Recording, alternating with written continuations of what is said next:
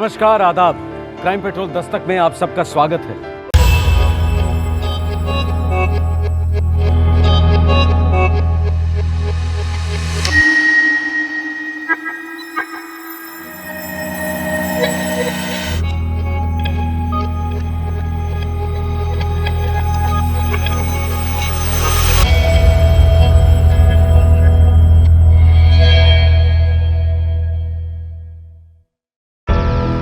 बचपन और यौवन के कगार के बीच खड़ी टीनेज लड़कियों की बहुत बड़ी विडंबना होती है, और वो है पुरुष की नजर और बिहेवियर को ठीक से समझना।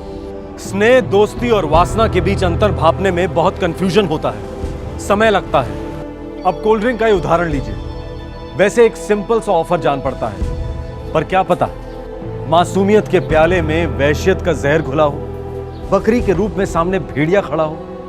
भेड़िए का बहलाना फुसलाना एक दस्तक है कि वो बहुत जल्द झपटने वाला है। जिस लड़की ने ये दस्तक सुनी वो बच गई, और जिसने नहीं सुनी, 16 दिसंबर 2010, नई दिल्ली।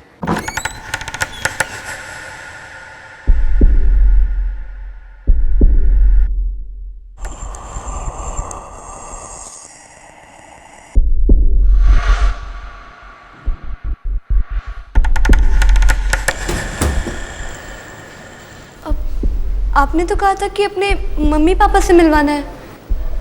कहाँ है वो? कहीं बाहर गए होंगे, आ जाएंगे।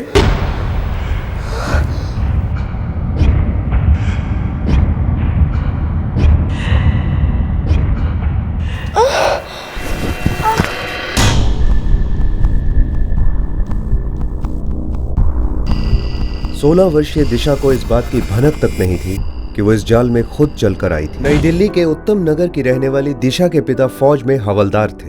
दिशा 11वीं क्लास की स्टूडेंट थी। दिशा, वो मेडिकल एंट्रेंस एग्जाम की तैयारी कर रही थी जो उसने 12वीं के बाद देना था। दिशा कैसी है तुम? ठीक हूँ भैया, आप कैसे हो? अरे जैसे कल था वैसे आज हूँ। अरे इन किताबों की तलाश थी ना तुम्हें? अरे वाह, मेडिकल की books. Thank you so much भैया। ओए चुप कर, थैंक्स की बच्ची। थैंक यू सो मच भैया। तू डॉक्टर बनेगी तो सारे मोहल्ले का फायदा होगा। हाँ, मन लगाकर पढ़ियो, समझी? जरूर भैया, मैं पूरी कोशिश करूंगी।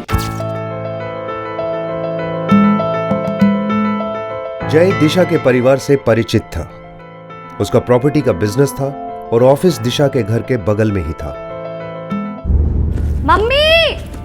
मम्मी मैं जा रही हूँ, मुझे कोचिंग क्लास के लिए बहुत लेट हो रहा है। कहीं नहीं जाओगी तुम दिशा, गरम गरम खाना तैयार है, पहले खाना खा लो। और अगर तुम्हें देरी हो रही है तो रोहित छोड़ आएगा ना तुम्हें, वो पहुंचा देगा। ओहो, मेरी डॉक्टरनी बिटिया लौट आई स्कूल से।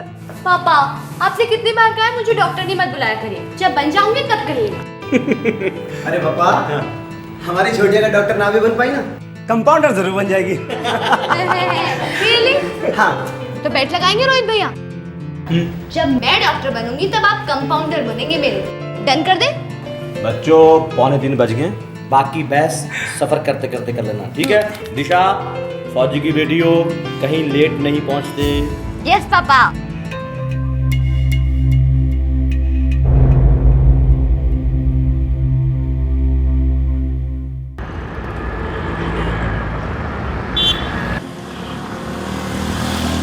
ये रोज की दिनचर्या थी।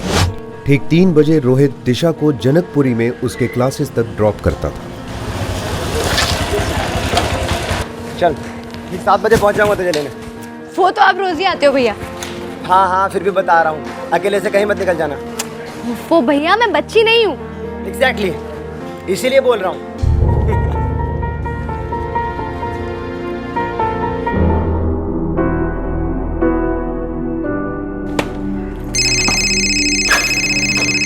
हाँ दिशा बोल। भैया, आज हमारी रुस्तम सर वाली क्लास कैंसिल हो गई है, तो मैं 6 बजे तक फ्री हो जाऊंगी। अरे कोई बात नहीं, मैं 6 बजे पहुंच जाऊंगा। अरे पर आप 6 बजे तक कैसे पहुंचोगे? आपकी भी तो क्लास 6:30 बजे खत्म होती है ना?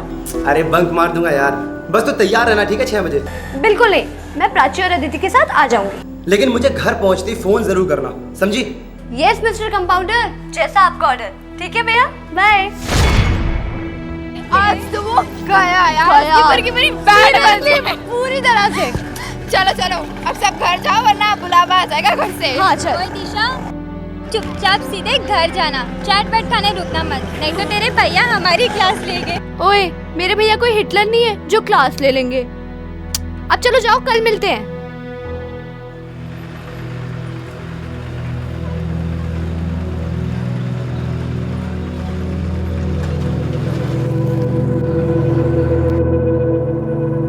दिशा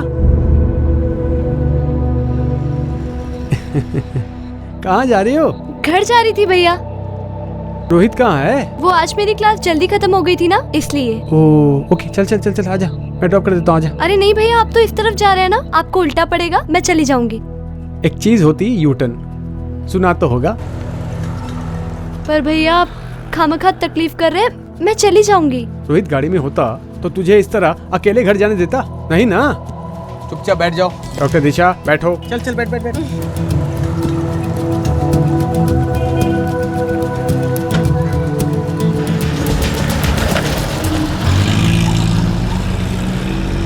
दिशा को जय की गाड़ी में बैठने में कोई एतराज नहीं था, कोई झिझक नहीं थी। जय उनका फैमिली फ्रेंड था।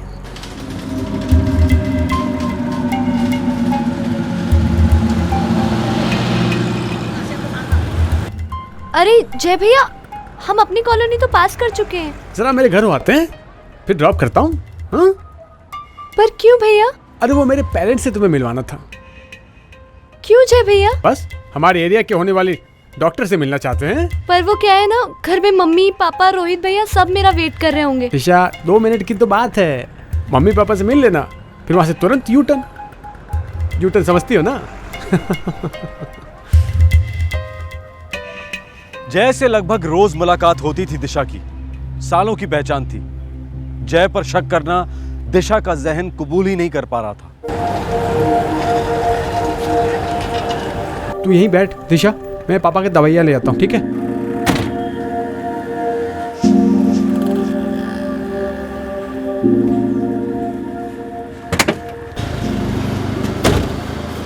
ये ले, जल्दी से पी ले, ठीक है? फिर मम्मी पापा से मिलते हैं, फिर सीधे तेरे घर। नहीं भैया ठीक है, आप चलिए। ओहो, फॉर्मेलिटी बहुत करती है तू, पी ना।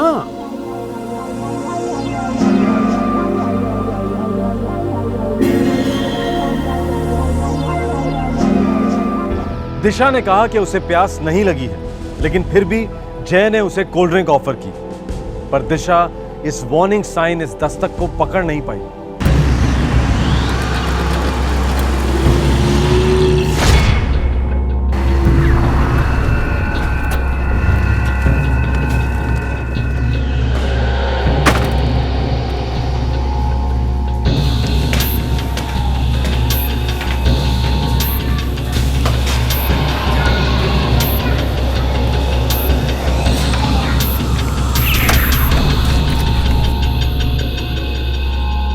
फ्लैट के दरवाजे पर ताला लगा हुआ था, लेकिन फिर भी दिशा को जय के इरादों पर शक नहीं हुआ।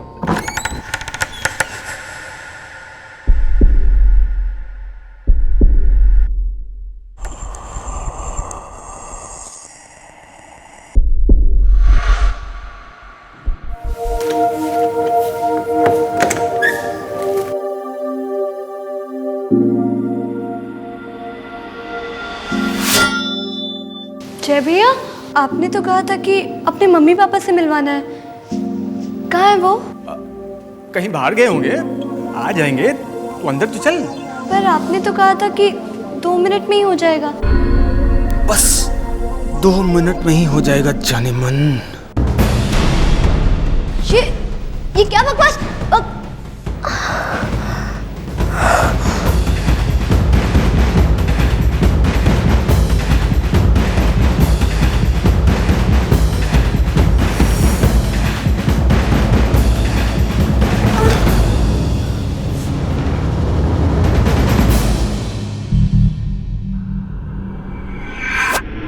दिशा के कोल्ड ड्रिंक में जय ने नींद की गोलियां मिला दी थी।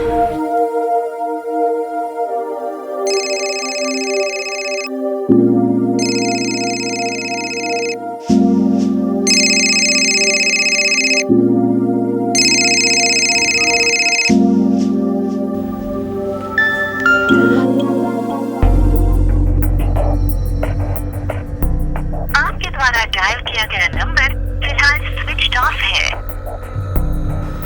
पहले मेरा फोन काटा और अब स्विच ऑफ कर दिया पापा। रोहित, तूने उसे अकेले आने को दिया? आई एम सॉरी पापा, मुझसे बहुत बड़ी गलती हो गई।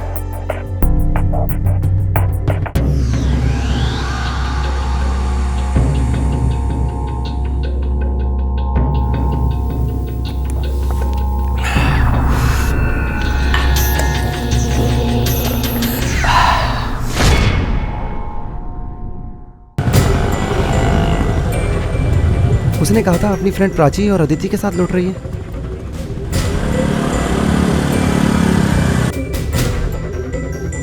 हाँ भैया, वो हमारे साथ ही लौटी थी। विकासपुरी तिराहे पर हम हमारे रास्ते गए और वो अपने। अच्छा, वो किसी से बात कर रही थी क्या, या किसी ने उसे रोका और लिफ्ट दी क्या? नहीं पता भैया, हम तो बस वहाँ से चले गए। फिर क्या हुआ मुझे कुछ नहीं पता।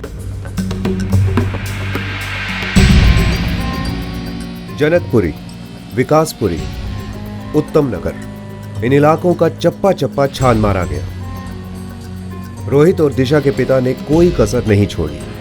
सभी सहेलियां, जान पहचान के लोग, सभी से पूछताछ की गई। सभी का एक ही जवाब था, हमने दिशा को नहीं देखा।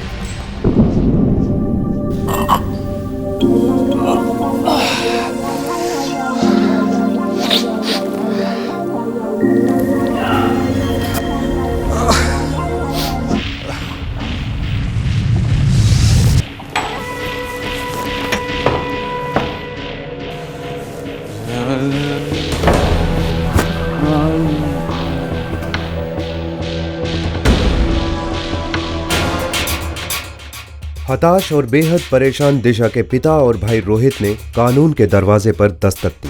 किसी लड़के का चक्कर, कोई बॉयफ्रेंड? अरे नहीं नहीं सर, बच्ची है मेरी बहन। 16 साल की है और गायब। देखिए, पढ़ाई के अलावा कुछ नहीं सोचती थी दिशा।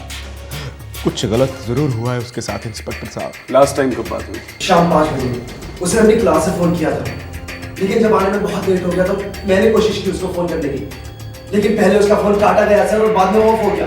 मैंने लगातार कोशिश की उससे बात करने की, लेकिन कोई बात नहीं हो पाई सर। पहले कभी हुआ है? मैंने अभी भी कहा ना आपसे इंस्पेक्टर साहब कि वो पढ़ाई के अलावा कुछ और नहीं सोचती थी। मैं पहली बार, दूसरी बार, तीसरी बार, ये क्या है सब कुछ? मैं फौजी हूँ, मेरी 16 साल की बेटी गायब हुई है। हर सेकंड खतरा उस पर बढ़ता जा रहा है, और आप क्या आप उसके कैरेक्टर पर शक कर रहे हैं? हवलदार साहब, शांत हो जाइए, शांत हो जाइए प्लीज। बिना डिटेल्स के अंधेरे में तीर चलाने का क्या मतलब? फौजी हैं आप, समझते होंगे इन बातों को। आखिरी बार कहा? विकासपुरी तिराहा सर, अपनी फ्रेंड्स के साथ, और उसी तिराहे से वो लोग अलग अलग हुए थे सर। सारी जानकारी बारीकी से नोट करने के बाद पुलिस तुरंत इस केस में कूद पड़ी। सिंह, बच्ची का फोन सर्विलेंस पर डाल दो, लोकेशन ट्रैक करो, double up. Yes sir.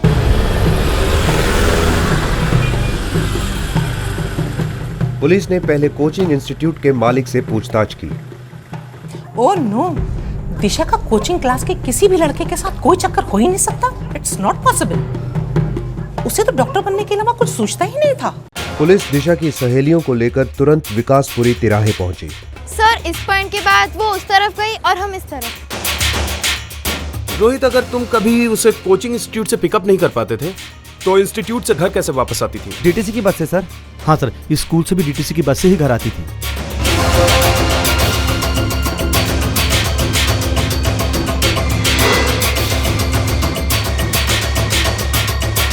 Vikaspuri तिराहे के पास फुटपाथ पर सोए लोगों से पुलिस ने पूछताछ की। इस लड़की को देखा है? इसी तिराहे से गायब हुई है शाम 6 के आसपास।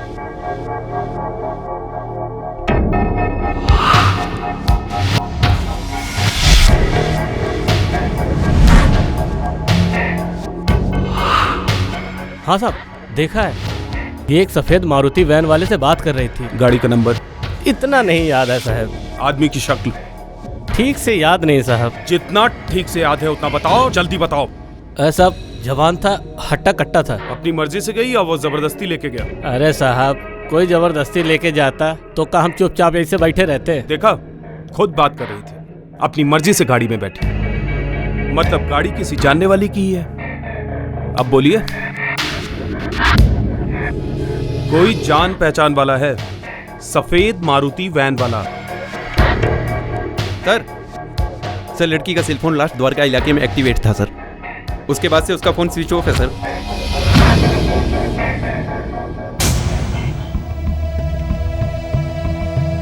देखा, हमें गलत मत समझिए। बच्चों से गलतियां हो जाती हैं। नाजुक उम्र है, डर गई होगी, सुबह तक फोन कर लेगी। चिंता मत कीजिए, आ जाएगी वापस। दिशा के घर वाले पूरी तरह बौखला गए थे। उनकी दिशा किसी के साथ रात भर बाहर, यह सोचना भी उनके लिए नामुमकिन था। आखिरकार कौन था वो शख्स जिसके साथ वो अपनी मर्जी से गई थी? रोहित और उसके पिता ने कभी सपने में भी नहीं सोचा होगा कि दिशा को गायब करने वाला शख्स उनका काफी करीबी था।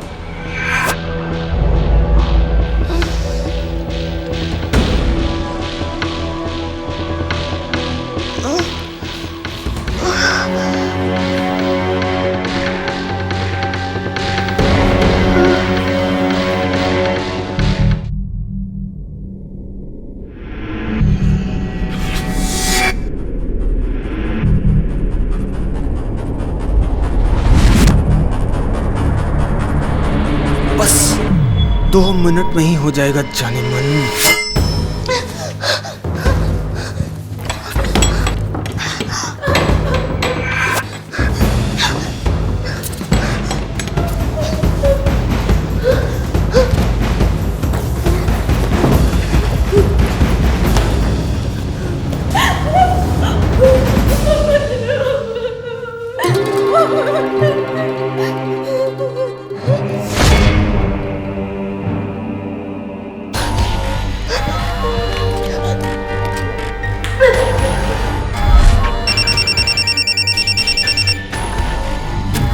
हेलो भैया भैया भैया मुझे बचा लीजिए भैया। छोटी तू कहाँ है? मुझे नहीं पता, मुझे ले जाओ भैया, मुझे ले जाओ। देख छोटी, तू घबरा मत, मैं पहुंच जाऊंगा थोड़ी देर में। भैया भैया छोटी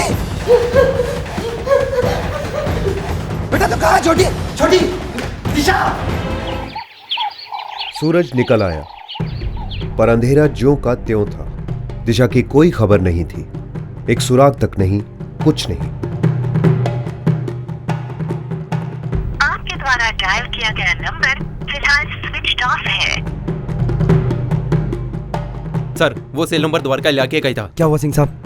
सेल नंबर द्वारका का था। सेल टावर मार्केट एरिया में है सर, लेकिन सेल फोन की एग्जैक्ट लोकेशन पता नहीं चल पा रही है सर। किसके नाम का नंबर है ये कोई जय यादव। जय यादव? जय यादव कौन है ये जय यादव? प्रॉपर्टी डीलर है सर, मैं उसे अच्छी तरह जानता हूँ सर। हम सब उसे अच्छी तरह से जानते हैं, लेकिन छोटी उसके साथ क्यों गई होगी और कहाँ गई होगी सर? रहता कहाँ है? सर मैं उसका घर नहीं जानता हूँ, लेकिन उसकी दुकान जरूर जानता हूँ।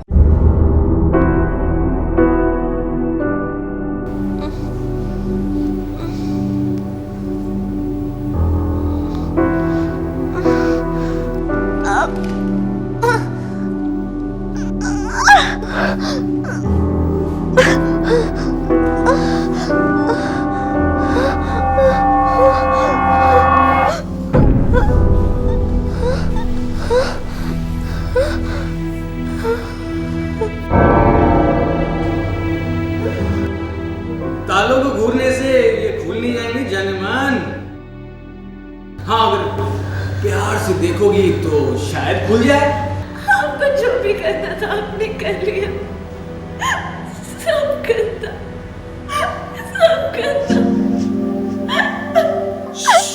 चल छुट्टी। इतना एंजॉय किया। हाँ? प्लीज मुझे घर जाने दीजिए। अरे जाने की बात कर रही है?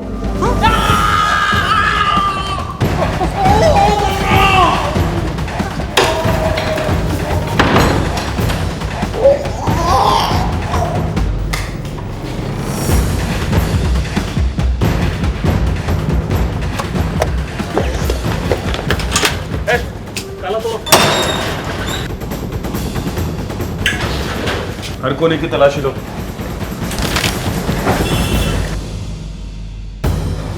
दिशा, दरवाजा खोल।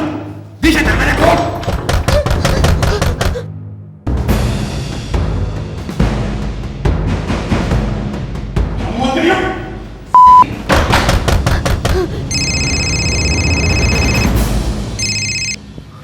हेलो भैया भैया भैया वो जय यादव है भैया। हाँ मैं जानता हूँ छोटी, वो जय यादव भी है। तू इसी के साथ है ना? हाँ देख तू मुझे सब बता, कहाँ रहता है वो? और तू इस वक्त कहाँ है? पता नहीं भैया, मुझे नहीं पता, मुझे नहीं पता भैया। इससे बात करी तू? मेरी छोटी, द्वारका में ही है ना तू? हाँ, देख याद करके बता, याद करके मुझे बता, मैं अभी पहुंचता हूँ। मुझे कुछ याद नहीं आ रहा भैया, मुझे कुछ याद नहीं आ रहा, मुझे कुछ याद नहीं करना भैया। मुझे मम्मी के पास जाना है भैया, सब गंदा हो गया भैया, सब गंदा। मुझे ले जाओ यहाँ से भैया प्लीज। क्या कह रही है बच्चा? छोटी! रोहित क्या हुआ? मैं उधर आजादी को जिंदा नहीं छोड़ूंगा सर। उसने अपना एड्रेस बताया? एड्रेस बताया उसने? कहाँ है? दिशा है कहाँ? गोली मार दीजिएगा उसको सर, जान से मार दीजिएगा उस कुत्ते को। बताया उसने कुछ गलत बताया? लोकेशन ट्रेस हो गई है सर। टावर लोकेशन के हिसाब से द्वारका सेक्टर 16B में शास्त्री कॉम्प्लेक्स में ये नंबर ट्रेस हुआ है। मूव, चलो, फास्ट। ताली कहाँ भाग रही है?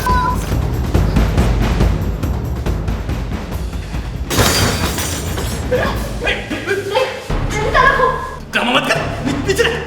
लास्ट टाइम बोल रही हूँ, पहले ताला खोल। देख देख पीछे रख, तू पीछे रख। नहीं रखूंगी, पहले ताला खोल। ठीक है।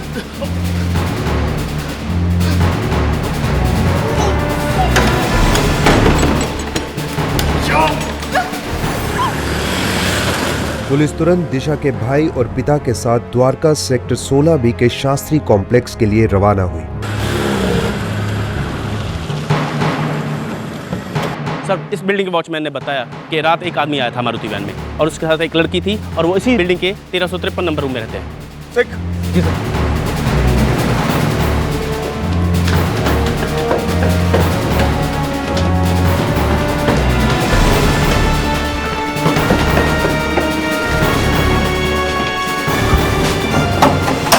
तोड़ दो ताला।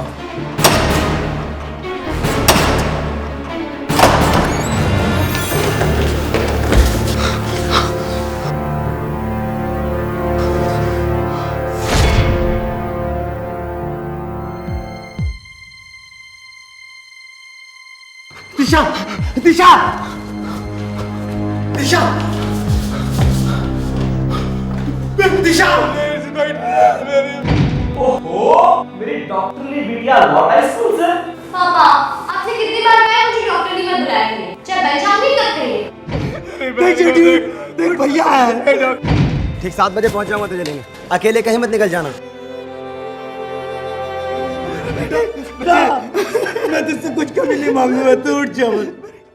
जी नहीं सर, मैंने कोई भी चीखने चिल्लाने की आवाज नहीं सुनी, न कुछ सुना न देखा। इस जय यादव को कितनी अच्छी तरह से जानते हैं आप लोग? जी, एक नंबर का छिछोरा है, बदमाश है। कहने को तो प्रॉपर्टी दलाल है, लेकिन हर दूसरे रोज एक नई लड़की को लाता है यहाँ। हमने सोसाइटी के सेक्रेटरी को कितनी बार बताया कि ऐसे किराएदार मत रखा करो। ओह, तो ये इसका फ्लैट नहीं है? अरे नहीं, ये तो सिर्फ अपनी अय्याशी के लिए इस्तेमाल करता है। उसका घर तो सुना है हस्तसाल में कहीं।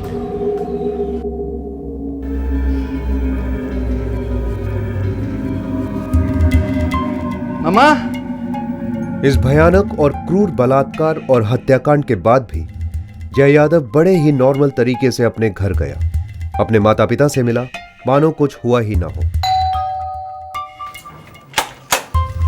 जय यादव है। क्या काम है? बताता हूँ। अरे अरे अरे अरे अरे हमारे घर में ये क्या? क्या छुप के बैठा है साले? मैंने क्या किया? दिल्ली पुलिस को चकमा देगा। अरे अरे क्या कर रहे हो? क्या किया है मेरे बच्चे ने? चुप, एकदम चुप। आपके बच्चे ने बच्ची की जान ली है।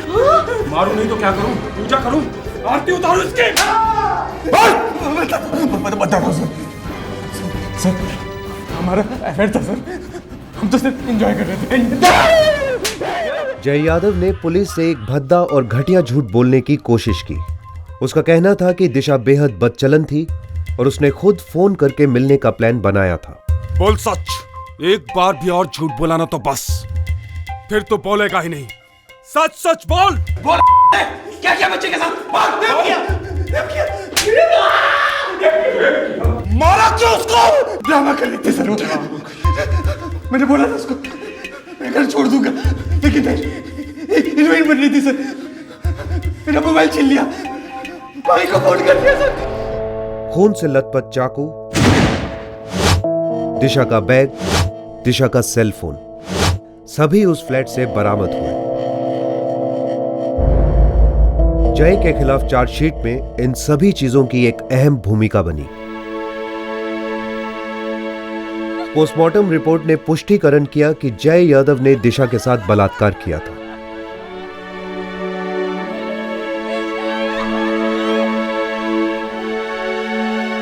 रोहित को यह बात जिंदगी भर कुरेदती रहेगी कि उस शाम को उसे अपनी छोटी बहन को अकेले घर नहीं लौटने देना चाहिए था।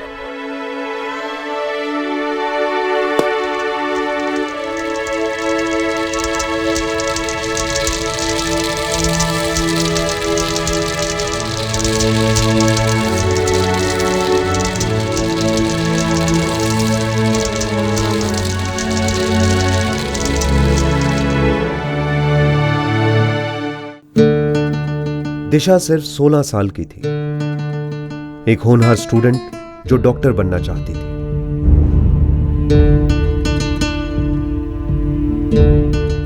आंकड़े बताते हैं कि 3/4 से ज्यादा रेप केसेस में अपराधी पहचान वाला होता है, अक्सर करीब का रिश्ता होता है।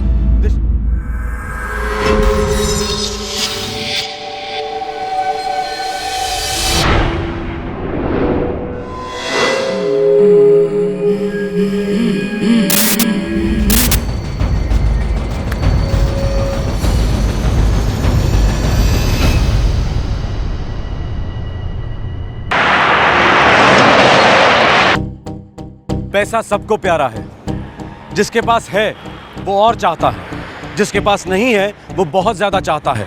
और पैसा सबको जल्दी चाहिए। पैसे की तड़प लालच पैदा करती है और लालच से जुर्म जन्म लेता है। लेकिन हर जुर्म का षड्यंत्र एक दस्तक जरूर छोड़ के जाता है, और हर दस्तक जुर्म की बू को कानून की नाक तक पहुंचा देता है। 17 अक्टूबर 2010, राजकोट, गुजरात।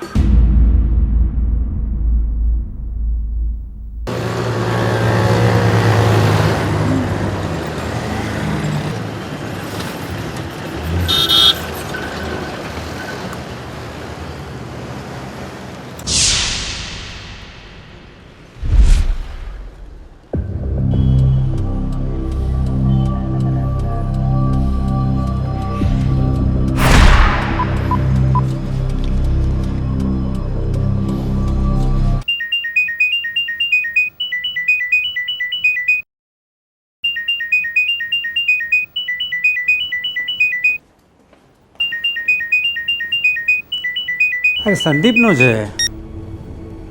हेलो संदीप, क्या છે बेटा तू?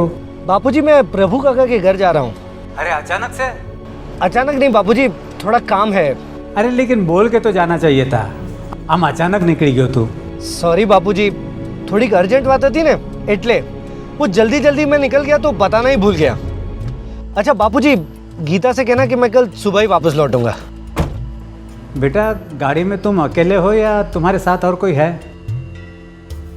हाँ, एक आदमी है मेरे साथ में, उसकी बाइक खराब हो गई है ना, इसलिए उसे पेट्रोल पंप तक लिफ्ट दे रहा हूँ बापूजी। अच्छा अच्छा, ठीक है ठीक है। देखो, प्रभु काका के घर पहुंचने के बाद में तुरंत फोन करना। जी जी बापूजी, हूँ फोन करीश। जय श्री कृष्ण। जय श्री कृष्ण।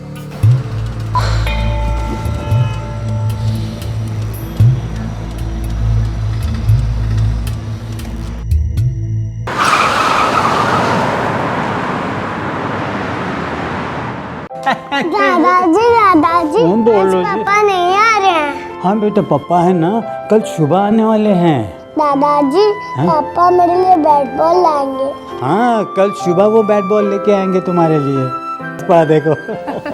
और गीता बेटा, संदीप आज रात को नहीं आने वाला है, वो प्रभु काका के यहाँ रुकने वाला है। बाबूजी, आप जरा उनको कुछ समझाइए ना, वो मुझे कुछ बताते ही नहीं है।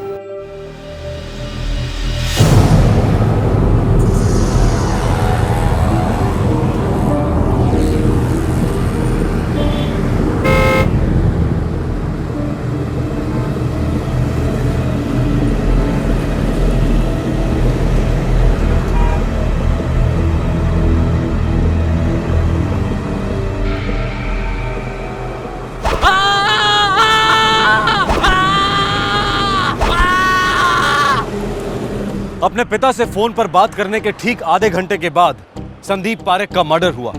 Cold blooded murder. इस जुर्म को रोशनी में आते आते काफी रात हो चुकी थी।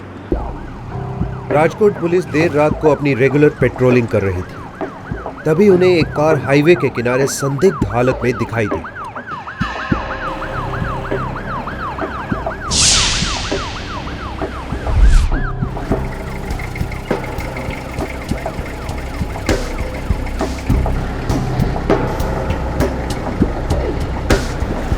મોરબી બાયપાસ રોડ હાઈવેની બાજુમાં સફેદ સેન્ટ્રો નંબર 3212 એક માણસની લાશ છે અંદર। सर संदीप परीख नाम है।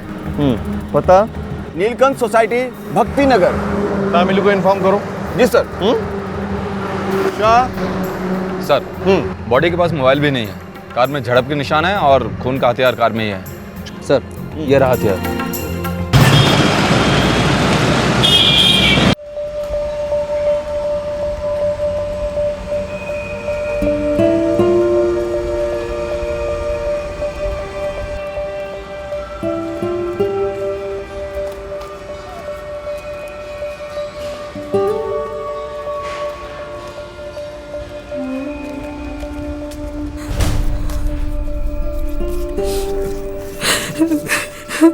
इंस्पेक्टर साहब यही मेरा हस्बैंड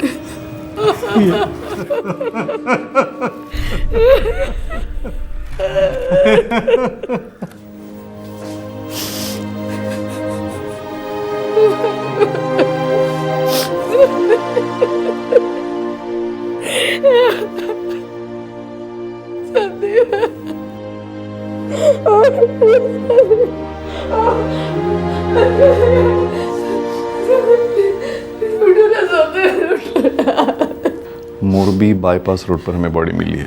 वो शाहपुर वेरावल जा रहा था। शाहपुर वेरावल? हम मेरे भाई प्रभु के यहाँ पे हाईवे से उसने फ़ोन भी किया।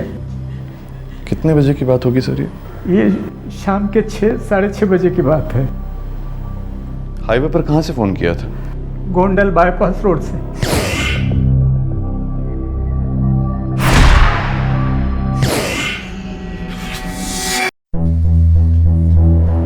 सर पोस्टमार्टम रिपोर्ट कहती है मर्डर 6:45 और 7 के बीच हुआ है। संदीप पारेख ने आखिरी फ़ोन अपने पिताजी वल्लभ पारेख को किया, उसके बाद उसका मोबाइल स्विच ऑफ दिखा रहा है और ये फ़ोन हुआ है गोंडल बाईपास रोड से। लेकिन सर बॉडी जहाँ से मिली वो गोंडल बाईपास से ज़्यादा दूर नहीं है, 10-15 मिनट की दूरी पे। टाइम मार्क्स चेक किए सर, क्लीन है। घात लगाकर कोई बैठा नहीं था। तो इसका मतलब ये हुआ कि खूनी गाड़ी में ही बैठा था। Right sir. और एक बात यह है कि ये गाड़ी कई बार कई जगह से ठुकी है।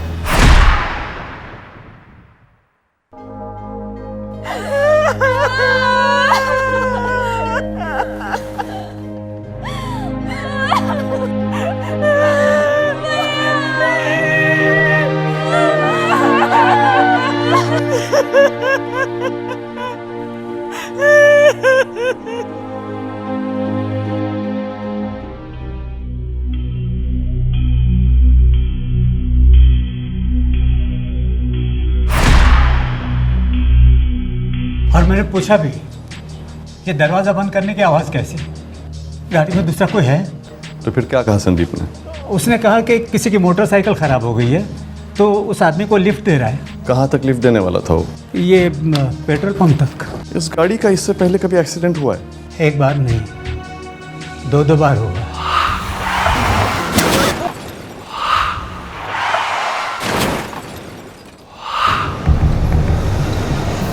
जिस जगह संदीप की लाश मिली थी उसी के पास के पेट्रोल पंप पर पुलिस पूछताछ करने पहुंची।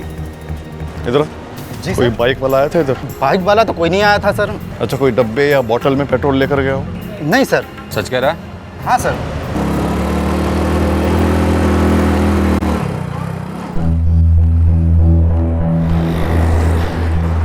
सर आगे पीछे 3 मील तक देखा, कोई भी बाइक कोई भी स्कूटर नहीं मिला। नाकाबंदी और राउंड अप वालों से बात हुई? यस सर, वही उनसे, उन्होंने भी कहा कि कोई भी ऐसी बाइक खराब नहीं मिली। तो इसका मतलब ऐसी कोई बाइक थी ही नहीं? नहीं सर। संदीप ने अपने पिता से झूठ क्यों बोला? कुछ छुपा रहा होगा, और वैसे भी ये खून पैसों के लिए नहीं हुआ है। हाँ सर, वल्लभ पारिक ने भी कहा कि उस वक्त उसके पास कुछ खास पैसे नहीं थे और खूनी गाड़ी लेकर भी नहीं भागा है। मतलब कोई पुरानी दुश्मनी होगी। शायद काम करो, संदीप और उसकी फैमिली का पूरा बैकग्राउंड चेक करो। Yes sir. चिट्ठा खोल डालो।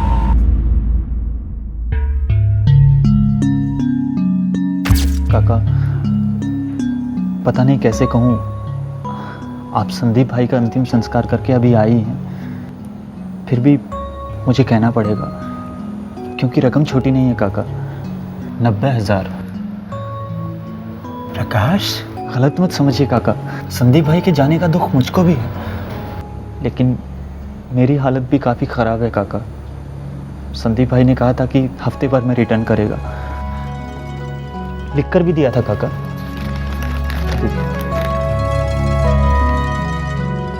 बेटा प्रकाश, ये काका, संदीप आज होता तो तुम्हारे पैसे लौटा देता था ना वो? बिल्कुल लौटा था काका। बस, तो अपने दोस्त के ज़बान पे भरोसा रखो। 4 साल तुमने उसके साथ में काम किया है, मिल जाएंगे, तुम्हारे पैसे मिल जाएंगे। 2-4 दिन आगे पीछे हो सकते हैं। परसों तक हो जाए तो अच्छा है। ठीक है।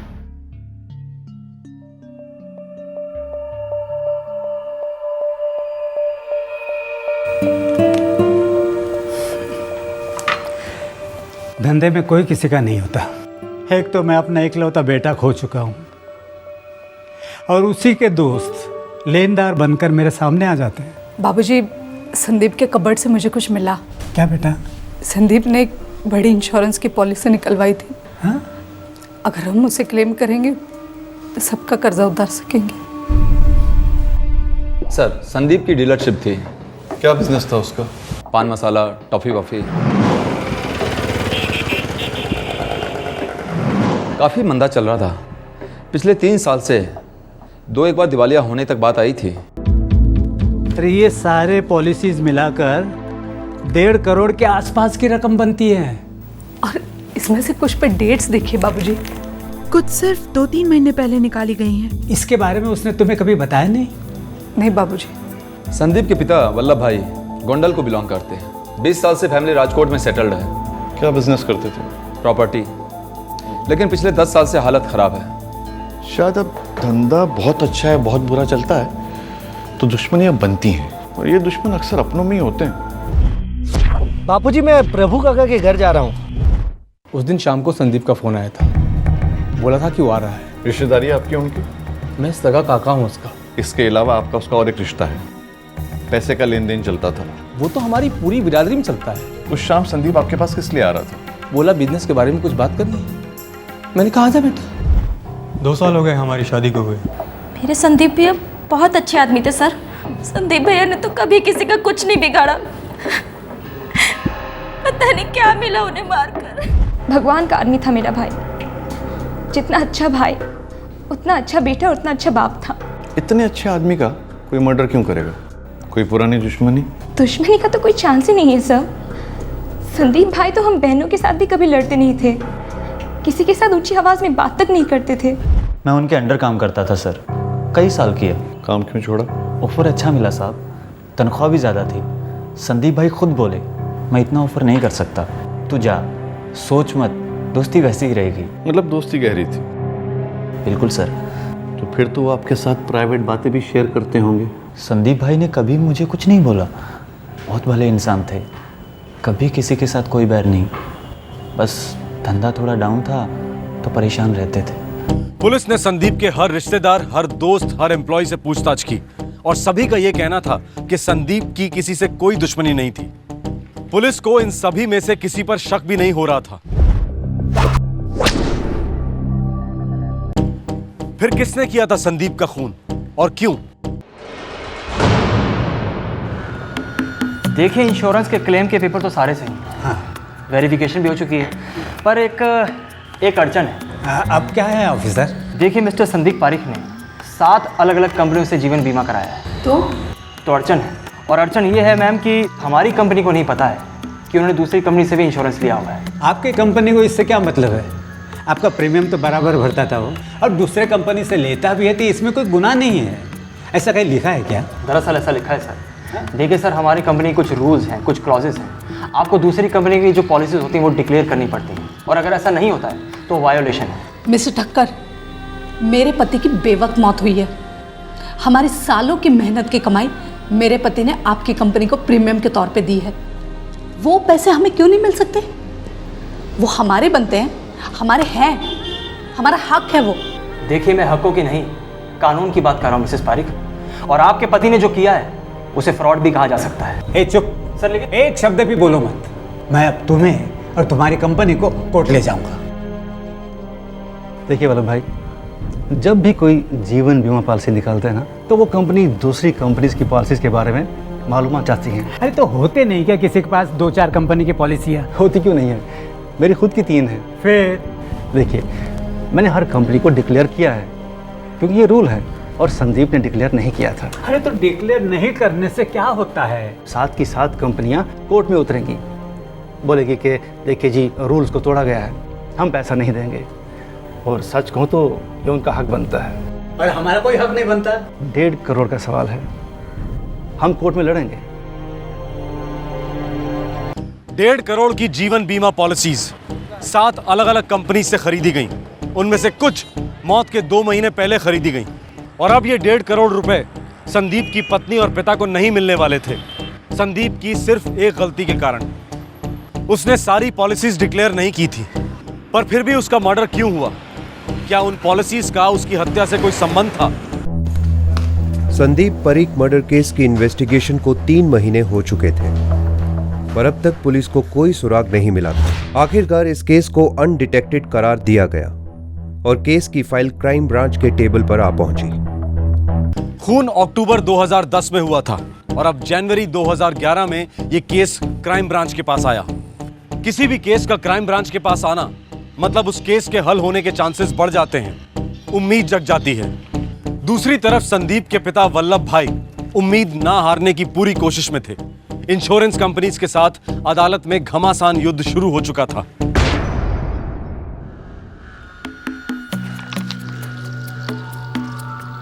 मर्डर तो हुआ है दिलीप, लेकिन कारण का अंदेशा नहीं मिल रहा है। सर, कोई खास कारण नहीं होगा, बस लूट का केस होगा जो मर्डर में बदल गया। लूटिंग तो हुई नहीं और मर्डर हो गया। सिर्फ एक मोबाइल फ़ोन गायब है, यहाँ तक कि कातिल अपना हथियार भी पीछे छोड़ गया है। ये लूटिंग का केस नहीं है दिलीप, मुझे तो एक बहुत बड़े षड्यंत्र की बू आ रही है। ये रिपोर्ट देखो दिलीप, ये आदमी का एक नहीं 2-2 बार एक्सीडेंट हुआ है, मौत से 1 हफ्ता पहले। सर, बड़ी अजीब बात है, एक ही हफ्ते में 2-2 एक्सीडेंट्स। अजीब बात तो है, ये आदमी अपनी मौत के साथ आंख मचोली खेल रहा था। कुछ तो है। तो वल्लभ भाई कोर्ट गए? जी। इंश्योरेंस का केस है, राइट? जी हाँ। 1 करोड़ 50 लाख का इंश्योरेंस, जी, जिसमें से 1 करोड़ 25 लाख की पॉलिसी मर्डर के 2 महीने पहले ली गई थी। लेकिन हमें बाद में पता चला। कोई तो होगा जिसको इंश्योरेंस के बारे में पता होगा। मेरे कहने का मतलब ये है कि किसी को कोई फायदा हो उसमें? नहीं, और कोई नहीं है, हमें को सारे पैसे मिलेंगे। केस जीत जाएंगे आप? पूरा कॉन्फिडेंस है? बिल्कुल, हमारा हक बनता है वो। आपको मालूम है कि संदीप काफी लोगों का कर्जदार था? हर एक का 1-1 रुपया चुका दूंगा, बस इंश्योरेंस का एक बार क्लेम मिल जाए। कौन कौन है ये लोग, जरा नाम लिख के देंगे? लीजिए।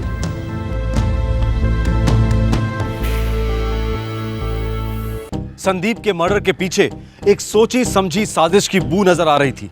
संदीप के सभी कर्जदारों से पूछताछ चल रही थी, सभी कोऑपरेट कर रहे थे, सिवाय एक के जो क्राइम ब्रांच से नजरें चुरा रहा था।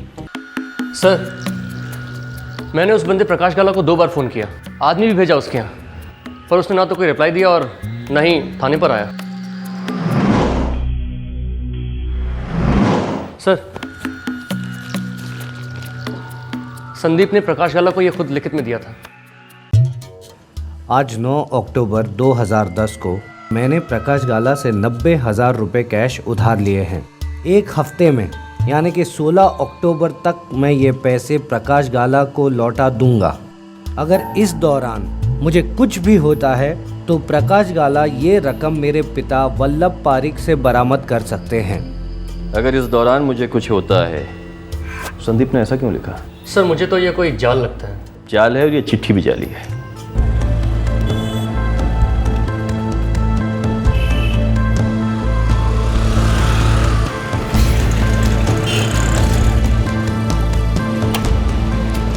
प्रकाश गाला जी आप कौन? भाई हम वही हैं जिनका तुम फ़ोन नहीं उठाते हो, जिनके न्योतों को ठुकरा देते हो। पुलिस वाले हैं हम। वो बस वैसे ही सर, थोड़ा सा बिजी था। कोई बात नहीं, अब हम अपने काम में बिजी हो जाएंगे। तो ये बताओ कि पुलिस स्टेशन खुद चल कर आओगे या नाक में रस्सी डालकर घसीट कर ले चलें? ये प्रॉमिसरी नोट यानी कि ये चिट्ठी संदीप ने आपको दी थी मिस्टर प्रकाश गाला? जी सर, साइन भी किया उसने सर। हाँ हाँ, साइन भी किया उसने, और उसमें इसने अपनी डेथ सर्टिफिकेट पे भी साइन कर दिया है। ये चिट्ठी साफ अंदेशा देती है कि संदीप को अच्छी तरह से मालूम था कि उसकी मौत होने वाली है, और वो ये भी जानता था कि उसके पिताजी के पास पैसा नहीं है।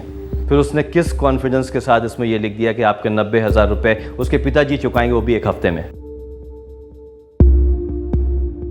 क्योंकि उसने अपनी मौत के कुछ दिन पहले 1,25,00,000 की पॉलिसी निकाली थी, और वो ये जानता था कि उसकी मौत के बाद सारा पैसा उसके पिताजी को मिलेगा।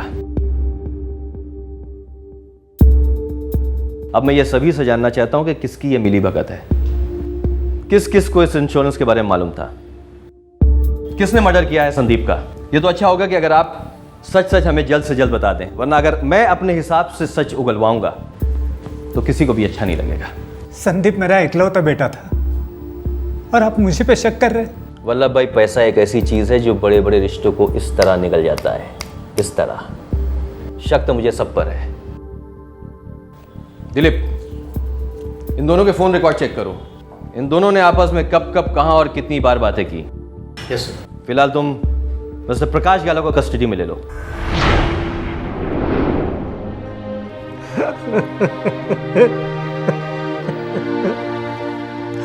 मेरा इकलौता बेटा मुझसे छीन गया है और ये लोग मुझे पे शक कर रहे हैं। अरे मुझे कैसे पता होता उसके इंश्योरेंस के पॉलिसी के बारे में।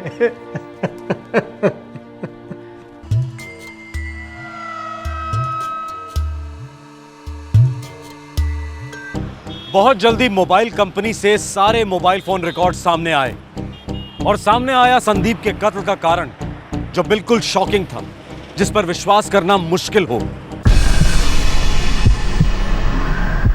प्रकाश गाला झूठ बोल रहा है, लेके आओ उसे।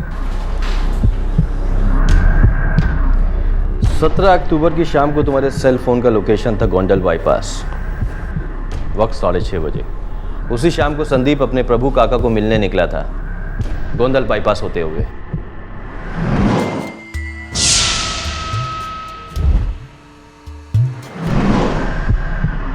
तुम्हारे सेल फोन का अगला लोकेशन था मोरबी बाईपास। ठीक 15 मिनट के बाद कोई बच्चा भी बोलेगा, जिस वक्त संदीप का कत्ल हुआ तुम उसके साथ थे, उसके पास थे। अच्छा बापूजी, गीता से कहना कि मैं कल सुबह ही वापस लौटूंगा। संदीप ने अपने पिता से झूठ बोला मोटरसाइकिल वाले के बारे में। दरअसल गाड़ी में और कोई नहीं, तुम थे, है ना? है ना? जी सर, संदीप भाई के साथ मैं ही था। संदीप ने अपने पिता से झूठ क्यों बोला? तुमने संदीप का कत्ल क्यों किया? वो मेरा दोस्त था सर, मैं उसे मारना नहीं चाहता था। फिर भी तूने उसे मार डाला। तेरे साथ और कोई शामिल था? फिर? संदीप भाई खुद शामिल थे सर।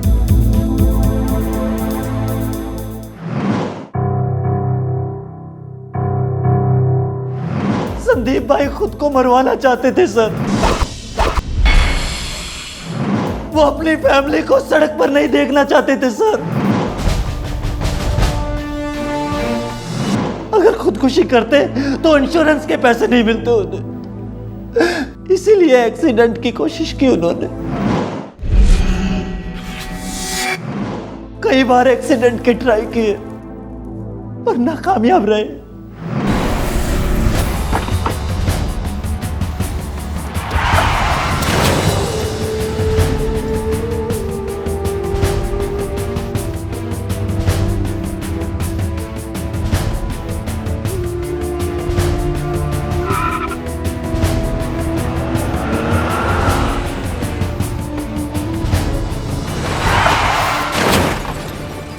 पूरे हफ्ते संदीप भाई ने हाईवे पर एक्सीडेंट करके खुद को मारने की कोशिश की। पर कुछ हुआ नहीं सर।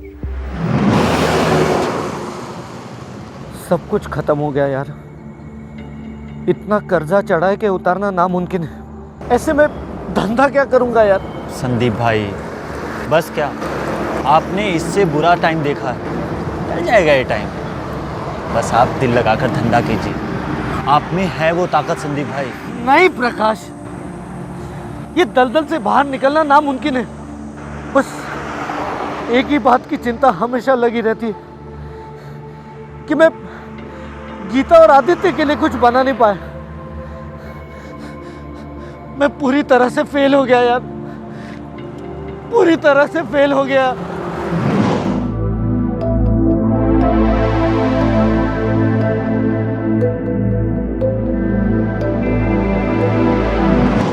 मैंने 1.25 करोड़ की नई इंश्योरेंस पॉलिसीज निकाली है, कुल मिलाकर कुछ 1.5 करोड़ मिलेगा। क्यों बात करो छो भाई, आप जिंदा 100 करोड़ के बराबर हो। सारे कर्जे उतर जाएंगे, माँ बापूजी, गीता, आदित्य सब सुखी रहेंगे। आपके बिना कोई सुखी नहीं रहेगा संदीप भाई। और ये आप उल्टी सीधी बात मत कीजिए। प्रकाश, तू मेरा दोस्त है ना? ये पूछने की बात है क्या भाई? तो बस पूछूंगा नहीं, मैं तुमसे बोलूंगा और तुम वो करोगे। क्या भाई? तुम मेरे परिवार को बचाओगे। अरे भाई, भाभी, आदित्य, बाबूजी, बा के लिए मैं कुछ भी करूंगा भाई। देख, मेरी मौत ही उनकी जिंदगी है। प्लीज मेरे दोस्त, मुझे मेरी मौत तक ले जा। बचा ले मेरे परिवार को प्रकाश, बचा ले मेरे परिवार को प्रकाश, बचा ले मेरे परिवार को यार, मेरे परिवार को बचा ले, मेरे परिवार को बचा ले। मैं जो भी हूँ सिर्फ उनके कारण हूँ। बहुत मदद की मेरी, जिंदगी बनाई थी उन्होंने मेरी, और वो मेरे सामने रो रो कर मदद मांग रहे थे सर। एक रस्सी, एक बैग, मुंह में ठूसने का कपड़ा और एक चाकू। संदीप भाई ने अपनी मौत की एकदम डिटेल में प्लानिंग की थी सर। 14 अक्टूबर का डेट तय हुआ था। फिर 17 अक्टूबर क्यों शिफ्ट हुआ? 14 अक्टूबर को उनके मासा का एक्सीडेंट हो गया और वो उनकी मदद करने के लिए गए थे सर। और फिर 17 अक्टूबर को तुमने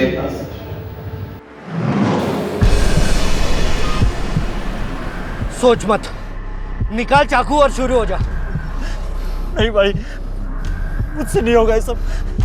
अबे की औलाद, नपुंसक, थू है तुझ पर। अरे जा अपनी माँ से पूछ, किसका पाप है तू? ये सब क्या बोल रहे हैं भाई आप? अरे चुप कर साले, जिस औरत से तेरी शादी होगी ना, उस पर तरस आता है मुझे। अरे पूरा मोहल्ला हाथ साफ करेगा उस पर। उन्होंने मुझे बहुत गंदी गंदी गालियां दी सर, लेकिन मैं जानता था सर, वो मुझे उकसा रहे थे, वो मुझे भड़का रहे थे सर। तेरे हाथ में ना छुरी नहीं, गजरा होना चाहिए, गजरा। साले अपनी पत्नी की दलाली करेगा तेरे बेडरूम पे, तेरे बिस्तर पे उसे, और तू उसे देखेगा की औलाद, देखेगा ना उसे। संदीप भाई ने बोला था कि सेलफोन तोड़ देना, कभी किसी को मिलना नहीं चाहिए।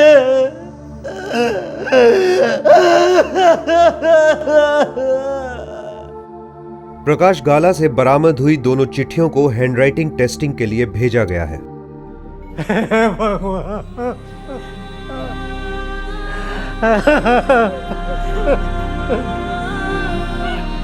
संदीप के माता, पिता और बीवी सोच भी नहीं सकते थे कि उनकी खुशियों के लिए, छोटे से आदित्य के भविष्य के लिए संदीप ने इतना भयंकर षड्यंत्र रचा, पर यह षड्यंत्र नाकाम रहा। अदालत ने इंश्योरेंस कंपनियों के पक्ष में फैसला सुनाया। संदीप परीख के परिवार को इंश्योरेंस का एक पैसा तक नहीं मिला। संदीप पर षड्यंत्र का प्रति आरोप लगाया गया।